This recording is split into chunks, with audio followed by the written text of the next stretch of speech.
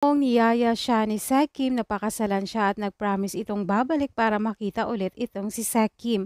Sinabi naman ng kanyang ina na binigay ni Sekim ang notes na yon kay Cyrus.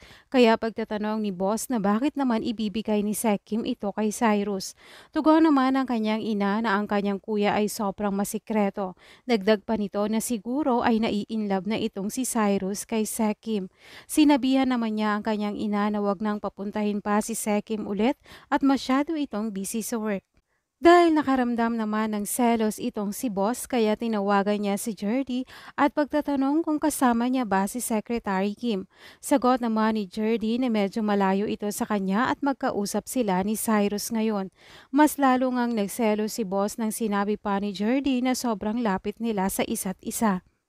Hindi nga makatiis itong si boss kaya pumunta na siya sa event at nakita niya kung paano gumagawa ng paraan si Cyrus para mapalapit kay Secretary Kim. Kaya naman kinausap niya si Cyrus at sinabing huwag paglaruan ang feelings ni Secretary Kim. Kaya pagtatanong naman ni Cyrus sa kanya kung gusto niya ba itong si Secretary Kim. Sinabi naman ni boss na kung sasabihin niyang oo ay titigilan niya na ba itong si Secretary Kim. Pero sinabi naman ni Cyrus na hindi dahil meron siyang gusto kay Secretary Kim. Sa event naman ay patuloy pa rin gumagawa ng paraan si Cyrus para mapagselos si Brandon. Tinawagan niya si Sekim at nagpapatulong ito para i-check ang kanyang script. Pumayag naman itong si Sekim at ayos naman ang kanyang script. Na magpapaalam na si Sekim, sinabi niyang sandali lang at hinawakan niya ang kamay ni Secretary Kim. Nakita naman ito ni boss at pagtatanong sa kanya ni Cyrus kung bakit parang mainit ang kanyang ulo gayong pina-check niya lang naman ang script kay Secretary Kim.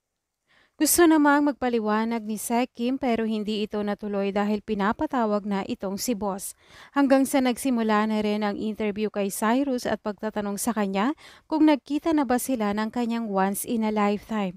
Tugon naman niya na oo, nagkita na sila ng babaeng nakasama niyo noong madilim na yugto ng kanyang kabataan at ngayon ay nagkita na sila at hindi niya napapakawalan pa at gagawin niya ang lahat para proteksyonan ito.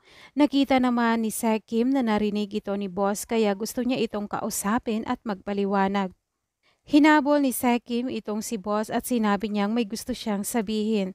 Sinabi ni Sekim na mali ang nakita niya at narinig niya kanina at gusto niyang ipaintindi ito at maging malinaw ang lahat dahil ayaw niyang hindi sila nagkakaintindihan ni boss at ayaw niya ring lumayo ang loob nito sa kanya. Dagdag pa niya na takot siyang mangyari ito kaya pagtatanong naman ni boss sa kanya na bakit. Dito na nga ipagtatapat ni Sek Kim na gusto niya rin itong si boss. Maraming beses na itong umamin sa kanya at nagsorry siya at sinabing gusto niya talaga itong si boss. Nang aalis na nga si Sek Kim, pinigilan siya ni boss at niyakap. Nang ikikis na ulit siya ni boss, hindi na naman natuloy dahil naalala niya na naman ang nakaraan. Kaya nga ito nang si Sek Kim ang kumis sa kanya. Ito na nga ang pinakahihintay natin na first kiss ay nangyari na. Yan ang dapat nating abangan sa Lunes sa What's Wrong with Secretary Kim.